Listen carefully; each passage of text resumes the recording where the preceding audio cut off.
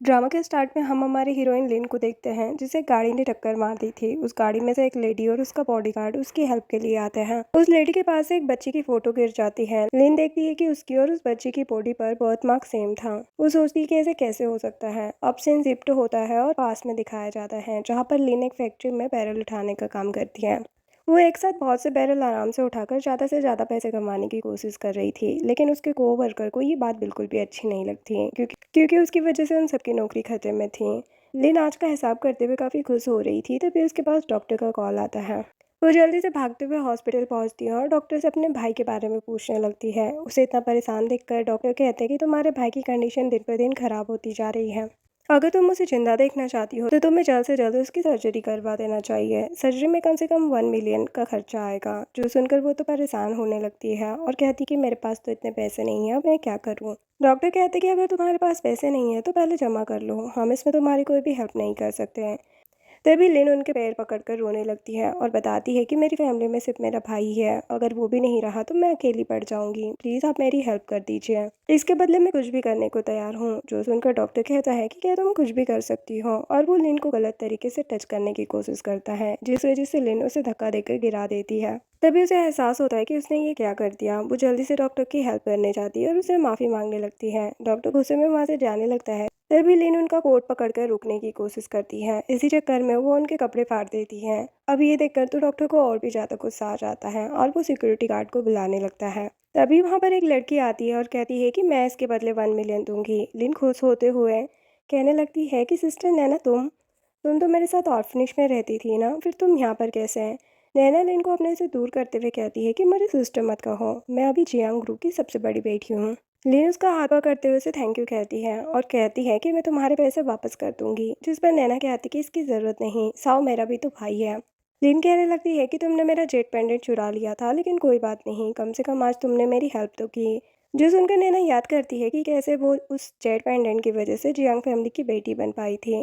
फिर वो लिन से कहने लगती है कि मैं तुम्हारी पैसों की प्रॉब्लम ख़त्म कर सकती हूँ और तुम्हारे भाई के सारे मेडिकल बिल पे कर दूंगी, लेकिन बदले में तुम्हें मेरे 2 काम करने होंगे। लिन इसके लिए तुरंत ही तैयार हो जाती है। नैना उससे कहती है कि पहले तो तुम्हें ये बात भूलना होगा कि वो जेट पेंडेंट मैंने चुराया था, और दूसरा ये कि तुम्हें मेरे बदले डेट पर जाना होगा और एक अमीर लड़के से शादी करना होगा। जो सुनकर लिन तो हैरान रह जाती है।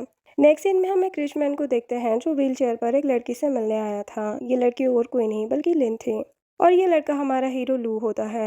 लिन उसे देखकर सोचने लगती है कि देखने में तो ये काफ़ी हैंडसम है, लेकिन मुझे तो लगता है कि बेवकूफ़ है। शायद हो सकता है कि इसी वजह से नैना ने मना कर दिया हो इससे शादी करने से।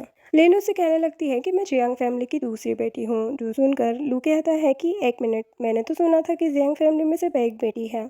जो सुनकर लिन अपना झूठ छुपाने के लिए कहती है कि मैं उनकी नाजायज़ बेटी हूँ। जो सुनकर वो हंसने लगता है और वहाँ से जाने लगता है। तभी लिन उसे रोकने के लिए उसका व्हीलचेयर खींचती है, मगर उसके फोर्स की वजह से बेचारा नीचे गिरते गिरते बच जाता है। लिन अपनी इस हरकत के लिए उसे माफ़ी मांगने लगती है। यहाँ पर हम देख पाते हैं कि लिन के अंदर एक नॉर्मल इंसान से ज़्यादा पावर था।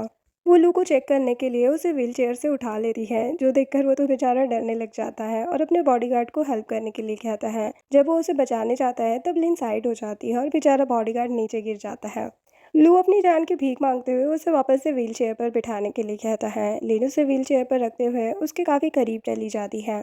उनके बीच रोमांटिक सीन क्रिएट होता है, उससे पहले ही बॉडीगार्ड बीच में आने की कोशिश करता है। लिन साइड होने लगती है, इसी चक्कर में बॉडीगार्ड वापस से गिर जाता है। लू लिन से कहने लगता है कि आखिर तुम चाहती क्या हो, जिसमें लिन कहती है कि तुमसे शादी करना चाहती हूँ। वो हैरान होकर खड़ा हो जाता है, जो देखकर लिन कहती कि अच्छा, तो तुम इतने टाइम से डिसेबल होने का बस नाटक कर रहे थे। लू कहते कि अगर तुम्हें मुझसे शादी करनी है तो तुम्हें सुबह 5 बजे जागना होगा। मेरे ऑफिस से आने से पहले तुम्हें मेरे लिए पानी गर्म करना पड़ेगा, मेरे लिए बाथ वाटर प्रिपेयर करना होगा, साथ ही बात लेने में भी मेरी हेल्प करनी होगी। जो सुनकर लिन तो हैरान रह जाती है। तो लू उसे काट देते हुए कहता है कि इसमें 10 मिलियन है, तुम इसे लेकर यहाँ से दफा हो जाओ। लेकिन लिन पैसे लेने से साफ साफ मना कर देती है। तो वो गुस्से में पूछता है कि क्या तुम्हें पता भी है कि मैं हूँ कौन।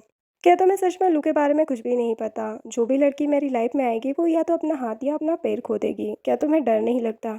इस पर लिन कहती है कि मैं किसी से नहीं डरती। जब वो जाने लगता है तो लिन उसका हाथ पकड़ लेती है, जिस वजह से उस बेचारे के हाथ का कीमा बनने लगता है और वो अपने बॉडीगार्ड को हेल्प के लिए बुलाता है। बॉडीगार्ड उसकी हेल्प के लिए आता है, लेकिन लिन उसका भी हाथ दबाने लगती है।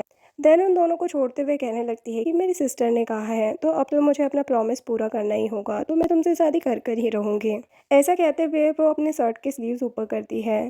तभी लू उसके हाथ में एक रेड कलर का मार्क देखता है, जो देखकर उसे याद आता है कि एक बार बचपन में एक लड़की ने उसकी हेल्प की थी और उसके हाथों में भी यही निशान था। अब हम प्रेजेंट का सीन देखते हैं, जहाँ पर एक ओल्ड लेडी एक बच्ची की फोटो देखकर उदास हो रही थी। तभी उनके पास मॉम कहते हुए नैना आती है। मॉम उससे पूछने लगती है कि क्या तुम मिस्टर लू की किसी और से शादी करवा रही हो। तो नैना कहती है कि मैंने उसके बारे में रूमर सुना है, वो डिसेबल है और बहुत ज़्यादा क्रूर भी। मैं उसके साथ शादी करके अपनी लाइफ बर्बाद नहीं करना चाहती। मॉम कहती है कि उसके ग्रैंडपा और हमारे ग्रैंडपा ने बचपन में ही तुम दोनों की शादी का प्रॉमिस किया था, और वैसे भी लू फैमिली बहुत पावरफुल है, हम उन्हें ऑफेंड नहीं कर सकते हैं। नैना कहती कि मैंने बोल दिया ना कि मैं शादी नहीं करूंगी। मॉम कहती है कि ठीक है, तुम उस लड़की को घर ले आना, मैं उसे अपनी अडॉप्टेड डॉटर बना लूंगी, ताकि हम लू फैमिली को बाद में एक्सप्लेन भी कर पाए। नैना सोचती है कि उस लिन की बच्ची को मैं उसकी मॉम से नहीं मिलने दूंगी, वरना इस बुढ़िया को पता चल जाएगा कि मैं इनकी रियल बेटी नहीं हूँ, बल्कि लिन इनकी रियल बेटी है। और कहने लगती है कि मॉम आप चिंता मत कीजिए, मैं सब कुछ संभाल लूंगी। इधर ये दोनों मैरिज सर्टिफिकेट ले लेते हैं। लू मन ही मन सोचता है कि मैं तुमसे दोबारा मिला हूँ, इस बार मैं तुम्हें प्रोटेक्ट करूंगा। कहने लगता है कि अब शादी हो गई है तो क्यों ना हम नंबर शेयर कर लें, और तुम अभी टूटा हुआ फ़ोन यूज़ कर रही हो, मैं तुम्हें न्यू फ़ोन दिला दूंगा। वो कहती है लगता है तुम काफ़ी रिच हो। वो सोचता है कि हम इतने टाइम बाद मिले हैं, पता नहीं अब ये किस टाइप की इंसान होगी, फिलहाल मुझे अपनी आइडेंटिटी छुपानी पड़ेगी। तो वो उससे कहने लगता है कि नहीं तो मैं तो बस एक छोटा सा एम्प्लॉय हूँ।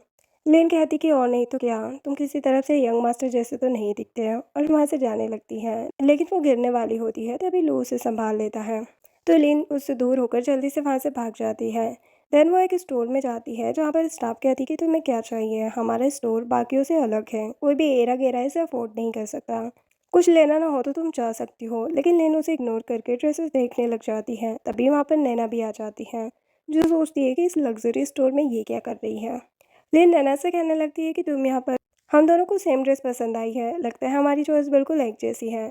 नैना कहती है कि मुझे अपनी तरह पुअर इंसान से कंपेयर मत करो। लेन तो हैरान हो जाती है, क्योंकि हॉस्पिटल में तो ये बड़ी मीठी मीठी बातें कर रही थी और यहाँ पर इतनी रूडली बिहेव कर रही है। स्टाफ कहने लगती है कि मिस नैना, मुझे तो लगता है कि ये लड़की ऐसे कपड़े पहन के रिच लड़कों को सीड्यूस करना चाहती है। जिस पर लिन कहती है कि क्या बकवास कर रही हो, और उसे इग्नोर करके जाने लगती है। तभी नैना जानबूझकर ड्रेस फाड़ देती है और स्टाफ से झूठ बोल के लिन का नाम फंसाने लगती है। स्टाफ जाकर लिन को पकड़ने लगती है, लेकिन लिन तो उससे हिलती भी नहीं। तो वो कहती है कि तुमने ड्रेस फाड़ दी और ऊपर से यहाँ से हिल तक नहीं रही हो। नैना कहती है कि तुम्हें ड्रेस चाहिए थी ना, तो मुझे बोल देती, फाड़ने की क्या जरूरत थी। लिन कहती है लेकिन मैंने नहीं फाड़ी ड्रेस।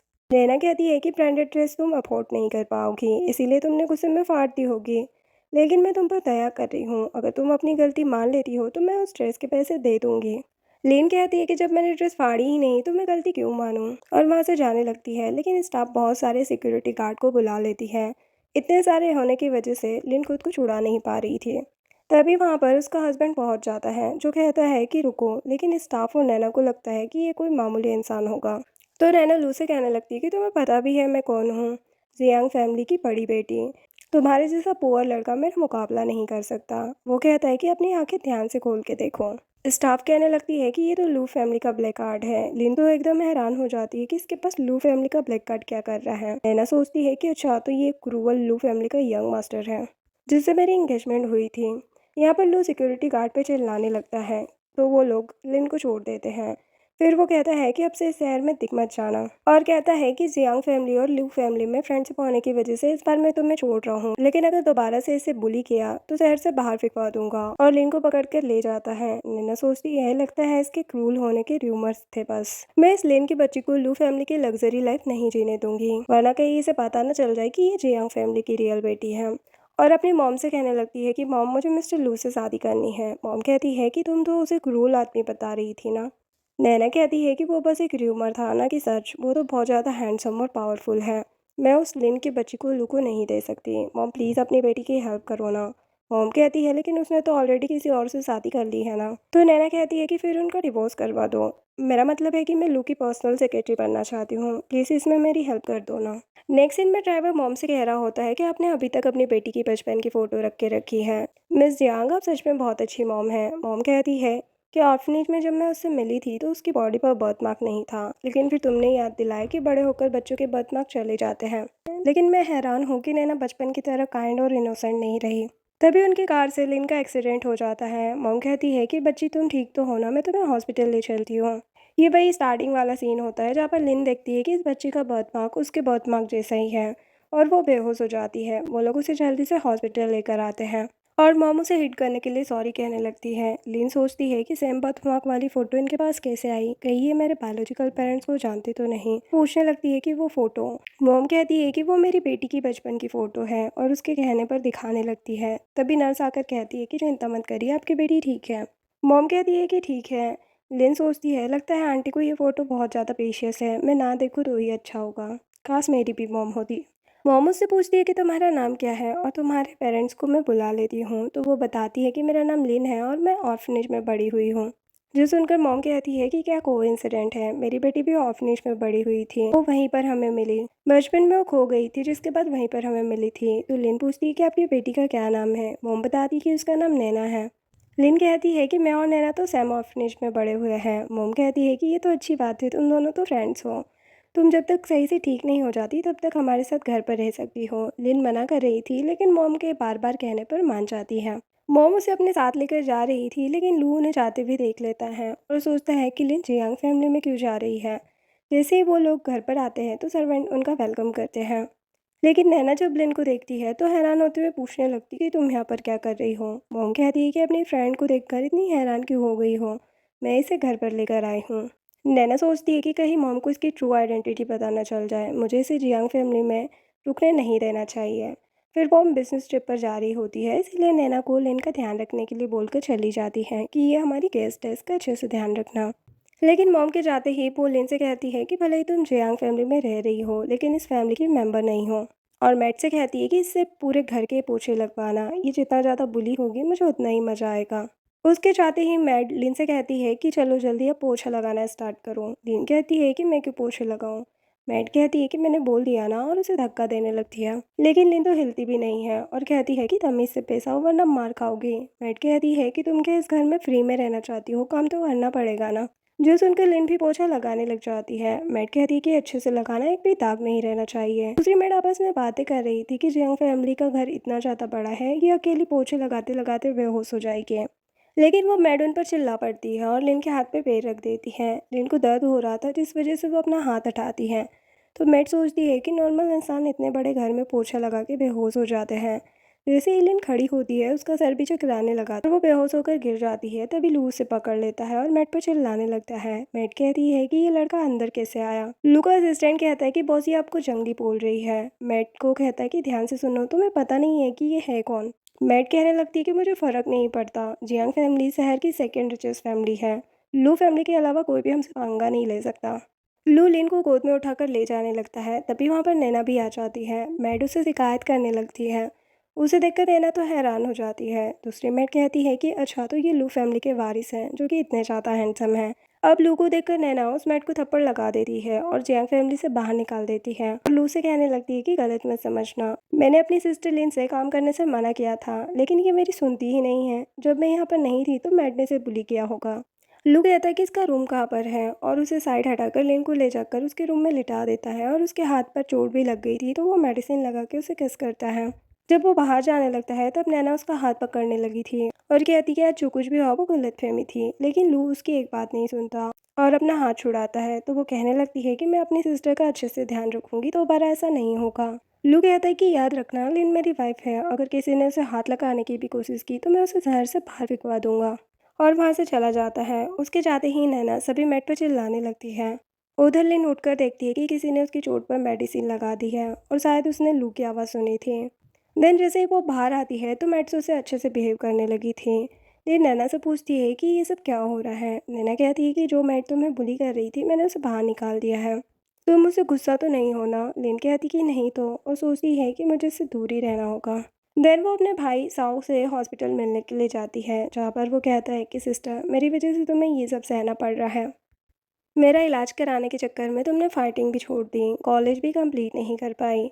लिन कहती कि कोई बात नहीं, हम दोनों ऑर्फनेज में साथ पढ़े हुए हैं, भले ही ब्लड रिलेटेड नहीं है लेकिन इस दुनिया में तुम ही बस मेरे इकलौते रिलेटिव हो। लू भी उनकी बातें बाहर से सुन रहा होता है और अपने असिस्टेंट से कहता है कि अगर मेरी वाइफ को फाइटिंग इतनी ही पसंद है तो चलो एक फाइटिंग क्लब खोलते हैं। असिस्टेंट पूछता है कि मैडम को क्या पोजीशन देनी है, तो वो कहता है कि उसे फाइटिंग क्लब का लीडर बना देंगे, लेकिन पहले उसका कंटेस्टेंट के साथ इंटरव्यू होगा।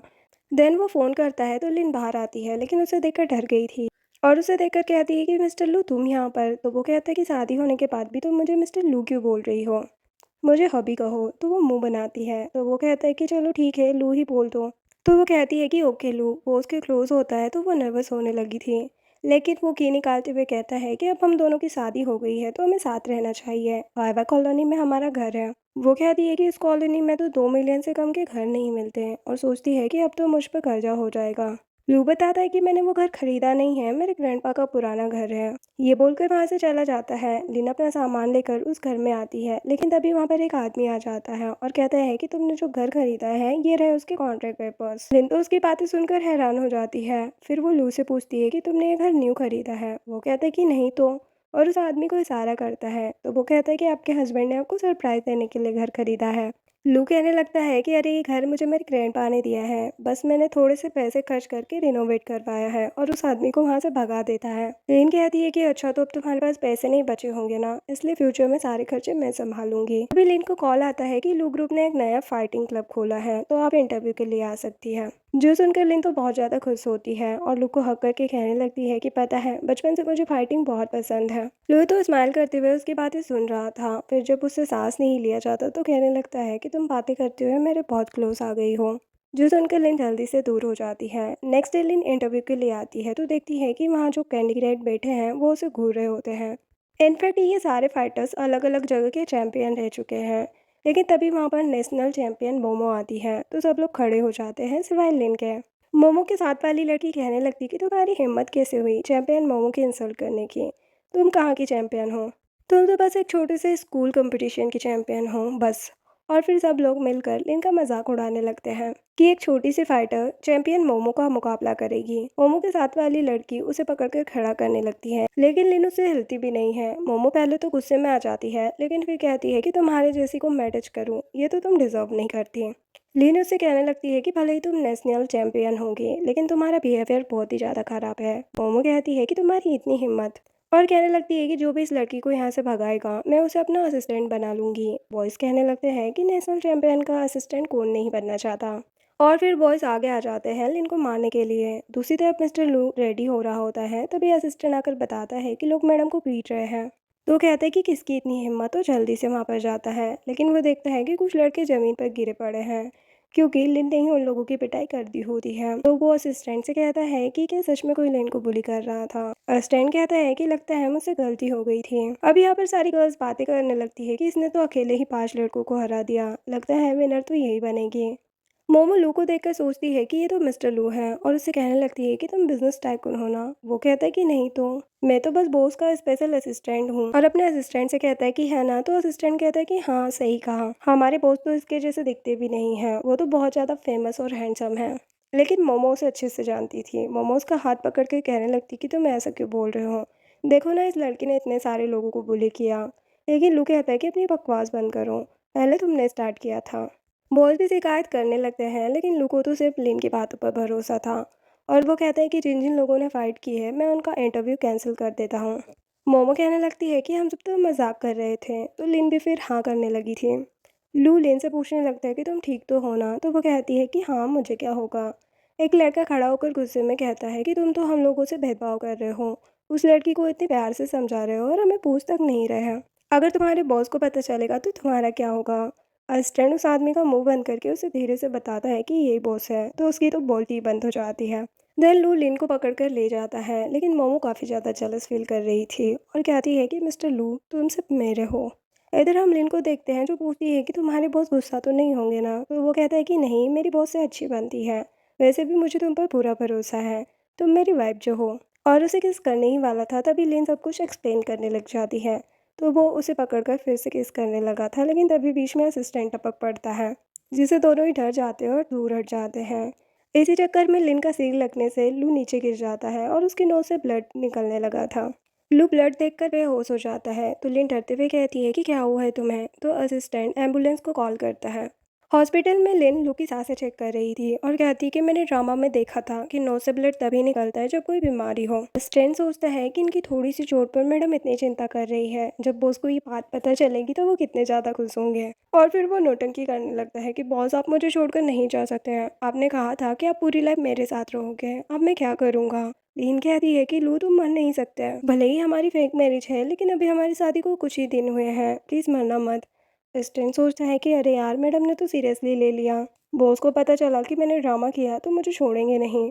और कहता है कि मैडम मैं तो झूठ बोल रहा था, कुछ नहीं हुआ है बॉस को, बस थोड़ा सा ब्लड देखकर वो बेहोश हो गए थे।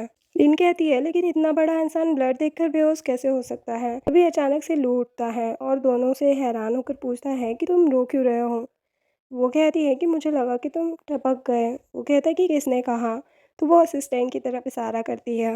असिस्टेंट कहता है कि बॉस मैं तो मजाक कर रहा था। तो लिन हंसने लग जाती है कि लू तुम इतने बड़े होकर ब्लड को देखकर बेहोश हो गए। असिस्टेंट कहता है कि भले ही बॉस ब्लड को देखकर बेहोश हो जाते हैं लेकिन वीकडेज पर बॉस काफ़ी मस्कुलाइन है। लिन हैरान होकर कहती है कि बॉस। लू कहने लगता है कि मिस्टर बाओ तुम तो मजाक कर रहे हो ना। असिस्टेंट तो हैरान होता है और सोचता है कि बॉस ने आज से पहले तो मुझे कभी मिस्टर बाओ नहीं कहा। लू उसको आँख मारता है तो वो कहता है कि हाँ मैं तो मजाक कर रहा था और नाच के दिखाता है। लू कहते हैं कि तुम बोल रहे थे ना कि तुम्हें खाना खाने जाना है तो जाओ जल्दी। अस्टैंड कहता है कि मैंने ऐसा कब कहा, लगता है तुम्हारे कान बज रहे हैं। तो लू कहता है कि सच में मेरे कान बज रहे हैं। तो बाव कहता है कि नहीं नहीं मेरे ही कान बज रहे होंगे। याद आया मेरी मॉम ने मुझे डिनर पर बुलाया है और वहाँ से जाने लगता है। तो लेनू से रुक कर कहती है कि हमारे साथ ही खाना खाने चलना। लेकिन लू तो बेचारे असिस्टेंट को घूर रहा होता है, जिस वजह से वो धीरे से कहता है कि मैं कैसे रुक सकता हूँ, वरना तुम्हारा हस्बैंड मुझे ही खा जाएगा। और वहाँ से भाग जाता है। जिसके बाद लेन लू का फीवर चेक करती है और कहती कि तुम ठीक तो हो ना। लू कहता है कि नहीं मैं बिल्कुल ठीक नहीं हूँ। तो वो उसे फ्रूट्स खिलाने लगती है। वो नहीं खा रहा होता तो उसके मुंह में ठूस देती है। तो वो कहने लगता है कि तुम खाना खिलाने पे इतना जोर क्यों देती हो। तो वो उसको मार देती है, फिर सॉरी कहने लगती है। लेकिन वो उसे पकड़कर अपने ऊपर खींच लेता है और दोनों किस करने वाले थे, लेकिन तभी वहाँ पर डॉक्टर पहुँच जाता है और खासकर बताने लगता है कि अब ये ठीक है और हॉस्पिटल से डिस्चार्ज ले सकते हैं। तो दोनों दूर हो जाते हैं। जिसके बाद लू कहता है कि चलो खाना खाने चलते हैं, लेकिन देखता है कि उसके कपड़ों पर ब्लड लगा है। ब्लड देखकर वो फिर से बेहोश हो जाता है और लिन डॉक्टर को बुलाने लग जाती है। नेक्स्ट सीन में लू लिन को मॉल लेके जा रहा था तो वो कहती कि मेरे पास कपड़े हैं, तुम्हें मेरे लिए खरीदने की कोई ज़रूरत नहीं है, तुमने अभी अभी तो घर रिनोवेट करवाया है तो कपड़े खरीदने के पैसे कहाँ से आएंगे। वो लिन को कार्ड देकर कहते कि मुझे अभी सैलरी मिली है, तुम जितना चाहो खर्च कर सकती हो। कहती कि अगर पैसे हो भी तब भी सोच समझ कर खर्च करना चाहिए, आगे चल के हमें बेबी भी तो होगा ना। जो सुनकर वो कहता है कि क्या बेबी, तुम्हें मेरे साथ बेबी चाहिए। तो वो कहती कि नहीं नहीं तुमने गलत सुना है। वो कहता है कि ठीक है तुम्हारी मर्जी, तुम जैसे चाहो वैसे खर्च कर सकती हो। देन वो उसे ज्वेलरी स्टोर में लेकर आता है और सेल्स गर्ल से कहता है कि सबसे एक्सपेंसिव वाली दिखाना।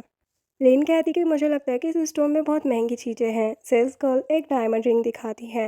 लेन तो उसका रेट देखकर हैरान रह जाती है और कहती कि 4 मिलियन, हमें ये नहीं चाहिए। और लू को पकड़ के ले जाने लगी थी तो वो कहता है कि एक बार ट्राई करके तो देखो। ऐसा करके वो उसे ट्राई करवाता है। लिन कहती है कि ये तो सच में बहुत सुंदर है। लू सेल्स गर्ल को साइड में ले जाता है, क्रेडिट कार्ड देकर कहता है कि मेरी वाइफ को कहना कि डिस्काउंट है और टू का इशारा करता है। सेल्स गर्ल कहती है कि ये सिर्फ 2 मिलियन का है। जो सुनकर लिन हैरान होते हुए कहती कि क्या कहा तुमने, 2 मिलियन। और वो लेने से मना कर रही होती है। तो सेल्स गर्ल बताती है कि आज हमारे स्टोर में डिस्काउंट चल रही है और ये आपको 2,000 में मिल जाएगी। तो वो फटाक से ले लेती है। देन लिन जा रही होती है, तभी लू उसे रोककर घुटनों पर बैठ जाता है। तो लिन कहती है कि ये क्या कर रहे हो, उठो। लेकिन वो उसे रिंग दिखाकर शादी के लिए प्रपोज करता है। लिन तो इमोशनल होकर हाँ कर देती है तो वो उसे रिंग पहनाकर हक करता है। नेक्स्ट दिन में मिस जियांग लू के ऑफिस में आती है उससे मिलने के लिए और उसे कहती है कि मेरी बेटी नैना तुम्हें बहुत एडमायर करती है, क्या तुम उसे अपनी पर्सनल सेक्रेटरी बना लो क्या। जो सुनकर लू सोचता है कि भले ही मैंने लिन से शादी की है लेकिन मेरी फियांसी तो नैना थी, तो क्यों ना मैं इस बात का फ़ायदा उठाकर लिन को जियांग फैमिली की एडॉप्टेड बेटी बनवा दूँ ताकि कोई लू फैमिली के बारे में गॉसिप ना करे। तो फिर वो उनसे कहने लगता है कि ठीक है मेरी दो कंडीशन है। पहली बात ये कि जियांग फैमिली को लिन को अपनी एडॉप्टेड डॉटर बनाना होगा और दूसरी ये कि आपको और आपकी बेटी को किसी के भी सामने मेरी आइडेंटिटी रिवील नहीं करनी है, स्पेशली मेरी वाइफ के सामने। जो सुनकर मिस यांग सोचती है कि लगता है ये अपनी वाइफ को बहुत प्यार करता है, अब नैना मैं तुम्हारी ज़्यादा हेल्प नहीं कर पाऊंगी। इसके बाद लू फाइटिंग क्लब आता है जहाँ पर सब लोग प्रैक्टिस कर रहे थे। वो सबसे कहता है कि बॉस अभी बिजी है तो उनके बदले मैं इस क्लब को हैंडल करूँगा। नैना सोचती है कि ये लिन यहाँ पर क्या कर रही है, कहीं लू ने इसी की वजह से तो ये बॉक्सिंग क्लब नहीं खोला। लिन नैना को देखकर कहती है कि तुम यहाँ पर कैसे हैं। बॉयज़ कहते हैं कि ये तो जियांग फैमिली की बेटी है ना। लेकिन ये असिस्टेंट लू के साथ कितनी अच्छी लग रही है। लू कहता है कि ऐसा कुछ भी नहीं है, नैना बस मेरी सेक्रेटरी है, क्योंकि मैं काम में ज़्यादा बिजी रहता हूँ ना, इसीलिए बॉस ने मेरे लिए सेक्रेटरी रखी है। और लिन से कहते हैं कि तुम मेरे साथ ऑफिस में चलो। उसके पीछे जाने लगती है। फिर लू नैना को कहता है कि सेक्रेटरी तुम यहीं पर रुक कर ध्यान रखो, और लिन को पकड़ कर ले जाता है। ये सब देखकर मोमो को तो काफ़ी गुस्सा आ रहा था।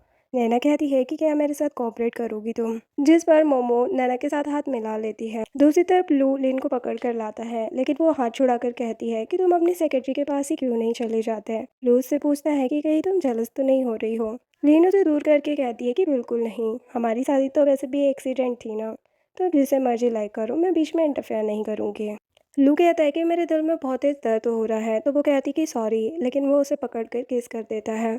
नैना बाहर से गुस्से में कहती है कि लिन क्या तुम ज़्यादा बिजी हो, जो सुनकर लिन एकदम से दूर होकर कहती है कि नहीं तो, और वहाँ से चली जाती है। देन नैना अंदर आकर लू से कहने लगती है कि उस मॉल वाली बात के लिए सॉरी। लू कहता है कि ठीक है, लेकिन मेरे ज़्यादा क्लोज होने की कोशिश मत करना, और स्पेशली लिन को मेरी आइडेंटिटी के बारे में कुछ पता नहीं चलना चाहिए। नैना कहती है कि ठीक है, लेकिन उसके जाने के बाद कहती है कि अब तो मैं उसे ज़रूर बताऊंगी, और फिर आकर मोमो को एक प्लान बताती है। मोमो कहती है कि हो जाएगा, जिसके बाद लिन को देखकर दो लड़कियां जानबूझकर बातें करने लग जाती है कि पता है मिस्टर लू तो बिजनेस टाइकून है, और उनकी सेक्रेटरी नैना वो जियांग फैमिली की बेटी है। उसके और मिस्टर लू की फैमिली ने तो उनकी शादी बचपन में ही तय कर दी थी। अभी तो उसकी फियांसी सेक्रेटरी बनकर आई है उसे देखने। दोनों की जोड़ी कितनी प्यारी है ना। लिन सोचने लगती है कि क्या वो बिजनेस टाइकून है। अब हमें यहाँ पर पता चलता है कि उन दो लड़कियों को ये सब बोलने के लिए मोमो ने पैसे दिए थे। और फिर सीढ़ियों पर चढ़ते हुए नैना जानबूझकर मिस्टर लू के ऊपर गिर जाती है। लिन ये नज़ारा देख लेती है और सोचती है कि यानी कि वो लड़कियां सच बोल रही थी, और वहाँ से चली जाती है। नैना कहने लगती है कि सॉरी, मेरा पैर फिसल गया था। तो लू वहाँ से जाने लगता है, लेकिन नैना कहती कि मेरे पैर में दर्द हो रहा है। लेकिन लू एक लड़की को उसकी हेल्प करने का बोलकर चला जाता है। तो नैना तो चिढ़ जाती है। इधर लिन सोचती है कि जब वो आएगा तो मैं उससे ज़रूर पूछूंगी। तभी लू आकर पूछता है कि तुमने लाइट क्यों बंद कर रखी है। तो लिन कहती कि अगर तुम्हें मुझे कुछ बताना है तो अभी बता दो। क्या तुम। तभी मिस्टर लू को नैना का कॉल आ जाता है कि कोई मेरे पीछे पड़ा है, प्लीज़ मुझे बचा लो। लेकिन वो फ़ोन कट कर देता है। तभी वापस से कॉल आने लगता है। लू कॉल रिसीव करता है, तब एक गुंडा कहता है कि तुम्हें लू ग्रुप की इज्जत नहीं बचानी क्या, तुम्हारी सेक्रेटरी मेरे पास है। नैना भी हेल्प के लिए चिल्ला रही थी। ये सब सुनकर लू कहता है कि लिन मुझे अभी जाना होगा। लिन कहती है कि प्लीज़ तुम अभी मत जाओ। वो कहता है कि क्या हुआ, तुम ठीक तो हो ना, मुझे अभी ज़रूरी काम है, और वहाँ से चला जाता है। लेकिन लिन तो सेट हो जाती है। इधर वो गुंडा नैना के साथ बदतमीजी करने लगा था। तभी वहाँ पर लू आकर गुंडे को मारने लगता है, और नैना की रस्सी खोलता है तो वो उसे हक कर लेती है और कहती है मुझे बहुत ठंड लग रही है, तो वो अपना ब्लेजर उसे दे देता है। लेकिन उसे पता नहीं था कि लिन उसका पीछा कर रही थी, और वो ये सब कुछ देखकर रोती हुई चली जाती है, जबकि नैना तो खुश हो रही थी। इधर लिन रोते हुए अपना सामान पैक कर रही थी और सोचती है कि तुम तो शुरू से ही नैना को पसंद करते थे, और वैसे भी मैं कौन से जियांग फैमिली की बेटी हूँ। और रिंग रखकर चली जाती है। लेकिन इधर पता चलता है कि गुंडे ने ये सब नैना के कहने पर ही किया था। दिल लुआ के देखता है कि रिंग रखी हुई है, तो वो फ़ोन करता है लिन को, लेकिन उसका फ़ोन नहीं लग रहा था। इधर नैना मोमो को फ़ोन करती है कि आगे का प्लान फॉलो करो। जिसके बाद लिन सो रही होती है, तभी उसे मोमो का कॉल आता है कि गुंडे मेरे पीछे पड़े हैं, प्लीज़ मुझे बचा लो, और उसे बहाने से बाहर बुला लेती है। लिन के वहाँ पहुँचते ही वो नाटक करते हुए कहती है कि मुझे इस गुंडे से बचा लो। तो लिन कहती है कि रुको, और सोचती है कि मोमो तो नेशनल फाइटर है ना, तो ये सिर्फ एक मामूली से गुंडे को नहीं संभाल पाई। तभी मोमो भागकर जाकर उसके पीछे छुप जाती है। गुंडा उसके पीछे पड़ने लगा था, लेकिन लेन उसे एक हाथ मारकर जमीन पर गिरा देती है, तो वो वहां से भाग जाता है। देन वो मोमो से पूछती है कि तुम ठीक तो हो ना। मोमो कहती है कि थैंक यू मेरी जान बचाने के लिए, लो पानी पी लो। लेकिन जैसे ही पानी पीती है वैसे ही उसे अजीब सा फील होने लगता है, और वो बेहोश हो जाती है। तभी वहाँ पर नैना आ जाती है और उस गुंडे को पैसे देकर कहती है कि इसको अच्छे से सर्व करना और वीडियो बनाना मत भूलना। देन मोमो और नैना वहाँ से चली जाती है। जैसे ही गुंडा लिन को टच करने लगा था, तभी वहाँ पर लू आ जाता है और उसे धक्का देता है और कहता है कि तुम्हारी हिम्मत कैसे हुई। वो गुंडा डर के मारे वहाँ से भाग जाता है। लू कहता है कि लगता है लिन को नशा दिया गया है, और उसे गोद में उठा के ले जाने लगा था, लेकिन वो उसके काफ़ी क्लोज होने लगती है। लू उसे बेड पर ले जाकर लिटा देता है, और जैसे ही जाने लगता है तो लिन उसे पकड़ लेती है। वो कहता है कि तुम होश में नहीं हो, ये क्या कर रही हो, लेकिन वो उसे पकड़कर अपने ऊपर गिरा लेती है। और दोनों रोमांटिक टाइम स्पेंड करते हैं। मॉर्निंग में लिन की आंखें खुलती है तो अपने साइड में लू को देखकर चिल्लाने लग जाती है और कहने लगती है कि गैंगस्टर क्या किया तुमने। वो कहता है कि गैंगस्टर कल रात तुमने स्टार्ट किया था। तो वो कहती है कि तुमने मेरा फ़ायदा उठाया है, मैं तुम पर केस करूँगी। तो वो कहता है लेकिन हम तो लीगली मैरिड है ना। वो कहती है कि ये मेरा फर्स्ट टाइम था। तो वो कहता है कि मेरा भी ये फर्स्ट टाइम ही था। लिन कहती है लेकिन तुम तो उस नैना को लाइक करते हो ना, तभी उसे अकेले में मिलने गए थे। लू कहता है कि मैं कब गया था मिलने। अच्छा तुम उस दिन की बात कर रही हो, उस टाइम नैना को किडनैप कर लिया गया था। मैं तो बस उसे बचाने के लिए गया था, लेकिन मैं सिर्फ तुम्हें प्यार करता हूँ। और पूछता है कि वैसे कल रात क्या हुआ था, तुम्हें ड्रग किसने दिया। तो लिन बताने लगती है कि मोमो के पीछे गुंडा पड़ा था, मैंने उसे बचाया, तो उसने मुझे पानी पीने के लिए दिया, शायद उसी में ड्रग था। तभी वहाँ पर नैना भी आ गई थी। उसके बाद तो मुझे कुछ भी याद नहीं है। जिस पर लू कहता है कि कोई बात नहीं, मुझे पता है कि किसने किया है ये सब। अब सब कुछ सही हो गया है तो चलो घर चलते हैं। वो सोचने लगती है कि पहले मुझे इन्वेस्टिगेट करना होगा। तो वो पूछने लगता है कि क्या हुआ, तुम मना क्यों कर रही हो, बाहर कोई हैंडसम बॉयफ्रेंड रखा है क्या। जिस पर लिन कहती है कि अब तुम्हें पता ही चल गया है तो छुपाना क्या। जिस पर लू कहता है कि क्या, कैसा दिखता है वो, क्या वो मुझसे भी ज़्यादा हैंडसम है। तो वो कहती है कि हाँ तुमसे भी ज़्यादा हैंडसम है, लेकिन मेरे पास बस उसकी फ़ोटो है, क्या तुम्हें देखनी है। जो सुनकर लू को तो काफ़ी गुस्सा आ रहा था, लेकिन लिन उसे मिरर दिखाती है और पूछती है कि हैंडसम लगाना। वो कहता है कि तुम भी ना बहुत मजाक करने लगी हो। देन लिन जियांग फैमिली में आती है। उसे देखकर नैना कहती है कि तुम इतने दिनों से कहाँ थी। लिन पूछती है कि उस रात तुम कहाँ पर थी। तो नैना कहती है कि मैं तो घर पर थी, यकीन नहीं है तो मैट से पूछ लो। जिस पर लिन कहती है लेकिन मैंने तो उस टाइम पर तुम्हें बार में देखा था। मैट कहती है कि नहीं तो यंग लेडी तो घर पर ही थी। लेकिन लिन को अभी भी शक हो रहा था, तभी उसे वॉमिट फील होने लगती है। जिस पर लिन खुद से कहती है कि आखिर हुआ क्या है मुझे, मैंने तो कुछ भी उल्टा सीधा नहीं खाया है। आंटी घर पर नहीं है, शायद उनके रूम में कोई क्लू मिल जाए। देन वो मॉम के रूम की तलाशी लेने लगती है। तो उसे यहाँ पर एक फ़ोटो एल्बम मिलता है जिसे वो देखने लगती है और कहती है लगता है आंटी नैना को बहुत प्यार करती है। तभी वो देखती है कि ये तो मेरा जेट पेंडेंट है। तभी वहाँ पर नैना आ जाती है और पूछती है कि तुम मेरी मॉम के रूम में क्या कर रही हो। लिन कहती है कि गेट खुला था तो मैं अंदर आ गई, और सोचती है कि जियांग फैमिली में मेरे पेंडेंट की फ़ोटोज़ क्यों है। जब आंटी जियांग वापस आएगी तो मैं उनसे ज़रूर पूछूंगी। फिर सोचती है कि मुझे तो काम पे जाना है, मैं तो भूल ही गई, लेट होने पर बहुत डांट पड़ेगी, और वहाँ से भाग जाती है। इधर असिस्टेंट लू को बार की सीसीटीवी फुटेज दिखाता है जिसमें मोमो और नैना बाहर निकल रही थी। तो लू कहता है कि अच्छा तो इसके पीछे नैना और मोमो का हाथ है। असिस्टेंट कहता है कि क्यों ना इसे पुलिस को दे दें। लू कहता है कि इसमें सिर्फ अंदर और बाहर आने की वीडियो है, लेकिन पुलिस के लिए ये प्रूफ नहीं होगा, ये साबित करने के लिए कि ये सब कुछ उन्हीं ने किया है। अब हम लिन को देखते हैं जो मज़े से खाना खा रही थी। तभी मोमो आकर कहती है कि ये कॉकरोचेस मैंने ऑस्ट्रेलिया से मंगवाए हैं, मेरी जान बचाने के लिए थैंक्स, ये गिफ्ट तुम्हारे लिए है, इसे खा लो तुम। लिन कहती है कि तुम्हारे ऑस्ट्रेलियन कॉकरोचेस तुम्हें ही मुबारक हो, मुझे नहीं चाहिए। लेकिन मोमो ज़बरदस्ती देने लगती है, लेकिन लिन मना करने लगती है तो एक लड़की उसका हाथ पकड़ लेती है। लीन अपना हाथ छुड़ाने की कोशिश करती है जिस वजह से वो गिर जाती है, तो मोमो उसके खाने में कॉकरोच पलट देती है। तो बेचारी लिन को सैड होकर खाना डस्टबिन में फेंकना पड़ता है। देन वो अपना पेट पकड़कर बैठी थी। तभी लू उसके पास आकर पूछता है कि क्या हुआ, तुमने लंच नहीं किया, रो क्यों रही हो, किसी ने तुम्हें बुली किया क्या। वो उसे हकड़ लेती है। असिस्टेंट बताता है कि मोमो ने आपकी वाइफ के खाने में कॉकरोचेस मिला दिए थे। लू कहता है कि अगर ये बात है तो मोमो को भी सबक सिखाना पड़ेगा। देन सभी लोग प्रैक्टिस कर रहे थे। असिस्टेंट आकर बताता है कि बॉस ने सबके लिए खाना भेजा है, और लिन को अपने हाथों से रेसिपी खाना देता है। तो वो तो खुश हो जाती है। लू लिन को मज़े से खाते हुए देख रहा होता है। यहाँ पर असिस्टेंट मोमो से कहता है कि बॉस ने स्पेशली तुम्हारे लिए भेजा है, तो वो बहुत खुश होती है कि सच में।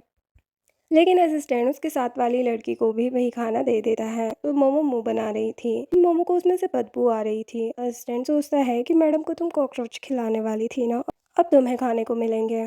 और मोमो से कहने लगता है कि क्या हुआ, तुम बॉस की दी हुई डिश नहीं खाओगी क्या। वो कहती कि नहीं नहीं, मैं ज़रूर खाऊंगी, और खाने लग जाती है। लेकिन उसे खाते ही उसे उल्टी आ रही थी। असिस्टेंट कहता है कि तुम बाहर नहीं निकाल सकती, तो उसे खाना पड़ता है और उसकी हालत ख़राब हो रही थी। इसके बाद लू पूछता है कि उसने सब खा लिया। असिस्टेंट कहता है कि और नहीं तो क्या, मैं खुद खिलवा कर आया हूँ। लू कहता है कि अब उस नैना की बारी है। तो असिस्टेंट नैना के पास जाता है। नैना कहती है कि तुम यहाँ पर, मिस्टर लू कहाँ है। तो वो कहते हैं कि बॉस अभी बिजी है, वो खुद यहाँ पर आ नहीं सकते, इसीलिए तुम्हारे लिए स्पेशल डिश भेजी है उन्होंने। नैना कहती है कि ये बदबू कैसी है। तो असिस्टेंट कहता है कि बॉस ने तुम्हारे लिए ये डिश फॉरेन से मंगवाई है ना, इसका टेस्ट थोड़ा स्पेशल है और स्मेल भी। अब नैना भी लू के लिए पूरा खा लेती है, जबकि उसका टेस्ट बहुत ही ज़्यादा गंदा था और उसे उल्टी आ जाती है।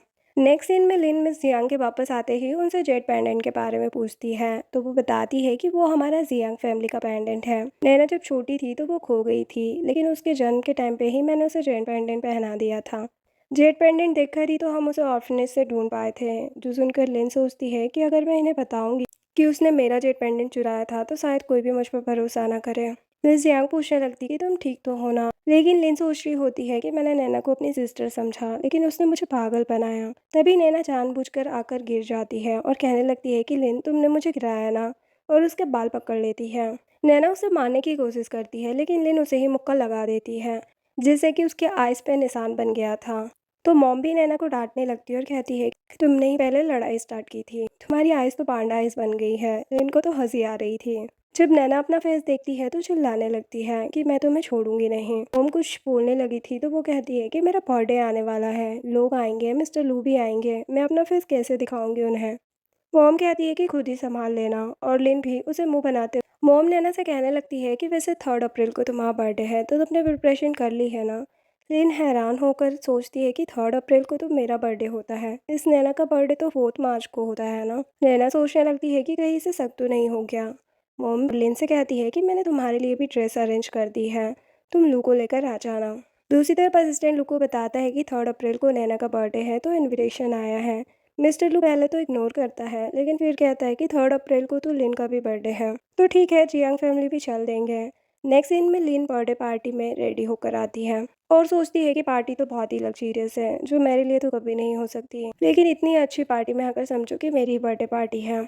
यहाँ पर लड़कियां बातें कर रही होती है कि मैंने सुना है कि बिजनेस टाइकून मिस्टर लू भी आने वाले हैं, वो कितने ज़्यादा हैंडसम है ना। आखिरकार नैना उनका प्यार जो है, तो वो उसकी बर्थडे पार्टी पर तो ज़रूर आएंगे। लिन सोचती है कि मिस्टर लू कहाँ और मैं कहाँ, मैं तो उनके लायक भी नहीं हूँ। तभी नैना आती है और मास्क पहन कर आई हुई थी।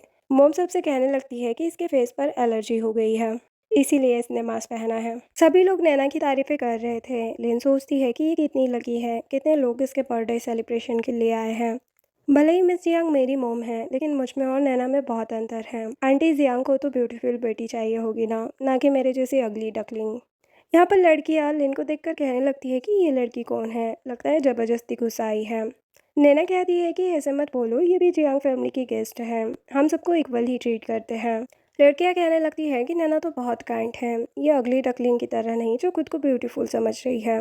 नैना कहने लगती है कि तुम लोग इसे बेगर ही समझो जो बर्थडे पार्टी में खाने के लिए आई है, जिस पर लिन कहती है कि तुम होगी बेगर, और उन्हें इग्नोर करके जाने लगी थी, लेकिन नैना उसे रोक लेती है। इधर मिस्टर लू लिन के लिए बर्थडे गिफ्ट लेने जा रहा था और असिस्टेंट से कहता है कि शहर का सबसे फेमस रेस्टोरेंट बुक कर देना। इधर नैना लिन को धक्का मार देती है, जिस वजह से वो गिर जाती है और उसके सिर पर चोट लग गई थी। लोग कहते हैं कि लगता है अटेंशन पाने के लिए जानबूझकर गिरी है। नैना सोचने लगती है कि जियांग फैमिली की बेटी की पोजीशन तो सिर्फ मेरी है। तभी यहाँ पर मिस्टर लू गुस्से से आता है और गुस्से से नैना को गिरा देता है, जिसकी वजह से उसका मास्क उतर जाता है। उसका चेहरा देखकर सभी कहने लगते हैं कि इसके फेस पर क्या हुआ है, लगता है किसी ने इसको पीटा है, और सभी लोग उस पर हंस रहे थे। लेकिन यहाँ पर लिन बेहोश हो गई थी। लू कहता है कि सॉरी मैं लेट हो गया और उसे गोद में उठा लेता है और गुस्से से कहता है कि अगर लिन को कुछ हुआ ना तो यहाँ पर खड़े किसी भी इंसान को मैं नहीं छोड़ूंगा। मोमो से पूछने लगती है कि क्या हुआ, तो वो कहता है कि जाकर अपनी बेटी से पूछो। तो मॉम भी नैना को डांटने लगती है। तभी लिन को होश आ जाता है तो वो कहता है कि अच्छा हुआ तुम ठीक हो गई, और मॉम भी उससे माफ़ी मांगने लगती है। तो लू सबसे कहने लगता है कि भूलो मत कि मैं बिजनेस टाइकून लू हूँ, मैं किसी को नहीं छोड़ूंगा। लेकिन बिजनेस टाइकून सुनते ही लिन फिर से बेहोश हो जाती है। लू उसे भागकर हॉस्पिटल लेकर जाता है कि डॉक्टर मेरी वाइफ कैसी है। डॉक्टर कहती है कि तुम कैसे हस्बैंड हो, तुम्हारी वाइफ प्रेग्नेंट है और तुमने उसे गिरने कैसे दिया। जो सुनकर वो तो हैरान हो जाता है और कहता है कि मैं पापा बनने वाला हूँ, और खुश हो जाता है। मॉम कहती है कि कॉन्ग्रेचुलेशन मिस्टर लू, और कहती है कि मैंने माना कि नैना से बहुत बड़ी गलती हुई है, लेकिन मैं उसे दोबारा तुम्हारे और लिन के बीच में नहीं आने दूंगी। प्लीज़ तुम एक बार अपने ग्रैंडपा की वजह से उसे जाने दो, मैं घर जाकर उसे पक्का सबक सिखाऊंगी। जिस पर लू कहता है कि ठीक है, लेकिन नेक्स्ट टाइम अगर उससे कोई गलती हुई तो मैं उस पर बिल्कुल भी रहम नहीं करूँगा। देन घर आकर मॉम नैना को डांटने लग जाती है और बताती है कि मिस्टर लू ने तुम्हें सेक्रेटरी की पोजीशन से फायर कर दिया है, वो तो मैंने तुम्हारे लिए माफ़ी मांग ली, वरना वो तुम्हें ऐसे नहीं छोड़ता। नैना कहती है कि ये सब उस लिन की गलती है, मैं उसे छोड़ूंगी नहीं। दूसरी तरफ लू लिन का अच्छे से ध्यान रख रहा होता है और वहीं पर सो गया था। लिन उठकर उसे देखते हुए सोचने लगती है कि हाय इसका ये हैंडसम फेस, पता नहीं कितनी लड़कियों को दीवाना किया होगा। लेकिन लगता है ये अभी भी नैना को पसंद करता है, तभी तो उसकी बर्थडे पार्टी पर गया था और कहती है कि अगर तुम मुझे पसंद करते हो तो मेरी लाइफ में बार बार क्यों आ जाते हो, तुम्हें पता भी है कि मैं तुम्हें कितना पसंद करती हूँ। तभी लू उठ जाता है और कहने लगता है कि क्या तुम रो रही थी, तो वो मना करती है। तो वो कहता है कि पता है हमारा बेबी आने वाला है। वो कहती है कि क्या मैं प्रेग्नेंट हूँ। तो वो कहता है कि हाँ मैं डैड बनने वाला हूँ। और तुम मम्मा। वो कहती है कि मेरे बच्चे का बाप ऑर्डिनरी इंसान लू है या फिर बिजनेस टाइकून। वो कहता है कि मैं ही ऑर्डिनरी इंसान हूँ और मैं ही बिजनेस टाइकून, मेरे लिए इन दोनों में कोई फ़र्क नहीं है। तो वो कहती है कि अगर तुम बिजनेस टाइकून हो तो मुझे डाइवोर्स देकर उस नैना से जाकर शादी कर लो। जो सुनकर वो कहता है कि बकवास मत करो, मैं उसे पसंद नहीं करता तो मैं क्यों शादी करूँ उससे। जिस पर लिन कहती कि अगर तुम उसे पसंद नहीं करते तो उसे अपनी पर्सनल सेक्रेटरी क्यों बनाया था, अगर तुम उसे पसंद नहीं करते तो उसकी बर्थडे पार्टी में क्यों गए थे। लेकिन वो उसे पकड़कर किस करने लग जाता है। तभी असिस्टेंट आ जाता है कि बॉस मैंने पूरा रेस्टोरेंट बुक करा लिया है, लेकिन उसने उन दोनों को डिस्टर्ब कर दिया था। लू कहने लगता है कि तुम आजकल कुछ ज़्यादा इंटरफेयर नहीं करने लग गए हो। तो बेचारा सॉरी कहने लगता है। लीन पूछती है कि तुमने पूरा रेस्टोरेंट क्यों बुक करवाया है। असिस्टेंट कहता है क्योंकि बॉस ने कहा था कि आपका बर्थडे है। तो लीन पूछती है कि तुम्हें कैसे पता कि मेरा बर्थडे है। तो बॉस को मारकर कहता है कि हर कोई तुम्हारी तरह फूल थोड़ी ना होता है। और वो असिस्टेंट को घूरने लगता है, जिससे बेचारा वहाँ से भाग जाता है। उसके जाते ही लू लिन को एक ब्रेसलेट देता है और बताता है कि मैंने स्पेशली तुम्हारे लिए बनवाया है। और उसे बर्थडे विश करता है। लिन पूछती है कि ये तो बहुत ज़्यादा महंगा होगा ना। तो वो कहता है कि हाँ तुम भूल रही हो कि तुम्हारा हस्बैंड बिजनेस टाइकून है। वो कहती है कि ठीक है मेरे बिजनेस टाइकून, फ्यूचर में मुझे जो भी चाहिए होगा तुम मुझे दिला दोगे ना। तो वो कहता है कि और नहीं तो क्या, बस एक बार बताने की देरी रहेगी, लेकिन उससे पहले तुम्हें मुझे हबी बोलना होगा। लिन कहती है कि बेबी तुम्हारे डैड तो बैड बॉय है। लू कहता है कि अब तुम प्रेग्नेंट हो तो अब हमें घर चलना चाहिए ना, मुझे तुम्हारी सेफ्टी की भी फिक्र है। तो वो कहती है कि अभी मुझे कुछ कंफर्म करना है। तभी मिस जियांग लिन से मिलने के लिए हॉस्पिटल आ जाती है, लेकिन नैना भी उनके पीछे पीछे आ गई थी। लिन कहती है कि क्या आप अपनी बेटी की फ़ोटो दिखा सकती हैं। वो कहती है कि हाँ मैं हमेशा उसकी फ़ोटो अपने पर्स में ही रखती हूँ। तभी मॉम उसके हाथ पर बर्थ मार्क देखकर पूछती है कि ये मार्क तुम्हारे हाथ पर कैसे। लिन कहती है कि ये बर्थ मार्क है, बचपन से ही है। जो सुनकर मॉम रोते हुए सब कुछ बताने लगती है। ये सब देखकर लू पूछता है कि इसका मतलब कि लिन आपकी बायोलॉजिकल बेटी है। नैना सोचती है कि अब मैं जियांग फैमिली की बेटी नहीं रही, तो अब ये लिन भी नहीं बचेगी। यहाँ पर लिन मिस जियांग को ये भी बता देती है कि नैना ने बचपन में मेरा जेट पेंडेंट चुरा लिया था, लेकिन मैंने आपको इसलिए नहीं बताया क्योंकि आप इतने सालों से नैना को अपनी बेटी समझती आ रही है। मोम कहती है कि सॉरी मुझे थोड़ा टाइम चाहिए, भले ही नैना मेरी बायोलॉजिकल बेटी नहीं है लेकिन वो इतने सालों से मेरे साथ थी। लीन कहती कि मैं समझ सकती हूँ, लेकिन वो रोती हुई वहाँ से चली जाती है। इधर नैना मोमो को कहती है कि तुम उस लीन की बच्ची को किडनैप करवा लो, बदले में मैं तुम्हें मिस्टर लू दे दूंगी। देन नर्स बनकर साव के पास पहुँच जाती है और उसे कहती कि तुम्हारी सिस्टर बीमार है तो मेरे साथ चलो उससे मिलने के लिए। लेकिन साओ पहले तो जाने लगता है, फिर कहता है कि मेरी सिस्टर बीमार नहीं हो सकती, मुझे लगता है तुम झूठ बोल रही हो। जिस पर वो उसे इंजेक्ट करके बेहोश कर देती है। इधर मिस्टर लू लिन का ध्यान रख रहा था, तभी लिन को नैना का मैसेज आता है। उस मैसेज को देखते ही लिन लू को पॉलिश लाने के लिए बाहर भेज देती है और मन ही मन सोचती है कि तुमने मेरी वजह से इतना कुछ सहा है, अब मैं तुम्हें और बीच में नहीं लाऊंगी। उसके बाद वो वहाँ से जाने लगती है, लेकिन दो गुंडे उसे अपनी वैन में खींच लेते हैं, जो उसे पकड़कर नैना के पास ले आए थे। इन गुंडों को लात मारती है, लेकिन उन्हें कुछ खास असर नहीं होता। तो वो समझ आती है कि ये कोई हाई प्रोफेशनल फाइटर होंगे, इसीलिए वो इनका मुकाबला नहीं कर पाएगी। कहने लगती है कि तुम तो बहुत स्ट्रांग हो ना, तो फाइट करो ना। लिन कहती है कि तुमने मेरे भाई को क्यों किडनैप किया, जिस पर वो कहती है क्योंकि तुम मिस्टर लू को मुझसे छीन रही थी। इधर लू देखता है कि लिन तो गायब है, लेकिन उसका फोन वहाँ पर रखा था जिसमें वो साव की फोटो देखता है, जो देखकर वो जल्दी से वहाँ से निकलता है। उसी तरफ लिन के पास नैना आती है और उससे कहती है कि जियांग फैमिली की बेटी की पोजीशन मेरी है और लू भी सिर्फ मेरा है।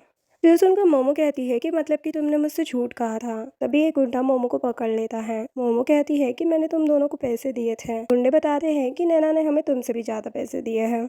मोमो कहती है कि भूलो मत कि मैं फाइटर हूँ, और उसको घुसा मारने लगी थी, लेकिन नैना उसको चाकू मार देती है, जिससे मोमो वहीं पर मर जाती है। जो देखकर नैना पागलों की तरह हंसने लगती है और कहती है कि फाइटर होके एक बार में मर गई, अब लिन तुम्हारा क्या होगा, तुम्हारे मरते ही मेरी लाइफ सेट है। और उसको चाकू मारने वाली थी, लेकिन साव अपनी रस्सी खोल के उसके आगे आ जाता है, जिस वजह से चाकू उसे लग जाता है और वो नीचे गिर जाता है। लिन रोने लगती है कि तुम आगे क्यों आए। वो कहता है कि मैं चाहता हूँ कि तुम हमेशा खुश रहो। लेकिन उसकी डेथ पर लिन को काफ़ी रोना आ रहा था। नैना कहती है कि ओ भाई बहन में कितना प्यार है, मेरी तो आंखों से आंसू आ गए। लिन तो गुस्से में उसकी गर्दन पकड़ लेती है और उसे जान से मारने लगी थी। गुंडे कहते हैं कि ये लड़कियां तो पागल है, सिर्फ किडनैपिंग के लिए बुलाया था, ये तो मर्डर कर रही है, हमें इन सबके चक्कर में नहीं पड़ना, और वहाँ से भाग जाते हैं। तभी वहाँ पर लू पहुँच जाता है और लिन को समझाने लगता है कि कानून अपने हाथ में मत लो। लिन कहती है कि इसने मेरे भाई को मार दिया। वो कहता है कि अगर तुमने इसे मार भी दिया तब भी तुम्हारा भाई वापस नहीं आएगा। क्या तुम्हें अपने बच्चे की फिक्र नहीं है? और तुम्हारी मॉम का क्या होगा? ये सब सुनकर लिन उसे छोड़ देती है कि हाँ, हमारा बच्चा भी तो है। और तभी वो बेहोश हो जाती है। लू उसे गोद में उठाकर ले जाता है, जबकि नैना तो पागल हो चुकी थी। और फिर लिन न्यूज़ में देख रही होती है जहाँ पर 2 मर्डर के केस में नैना को लाइफ टाइम जेल हो चुकी थी। तभी मिस्टर लू उसके लिए फ्रूट्स लेकर आता है और अपने हाथों से खिलाने लगता है और पूछता है कि कैसा लगा, तो वो कहती कि ठीक ठाक ही था। जो सुनकर वो सैड हो जाता है तो वो उसका फेस पकड़ लेती है और कहती है कि तुम जो भी खिलाओगे वो टेस्टी ही होगा, और उसे पकड़ कर किस करने लगती है। इसी के साथ इस ड्रामा की हैप्पी एंडिंग होती है। वीडियो पसंद आई हो तो लाइक शेयर एंड सब्सक्राइब करें। Thanks for watching.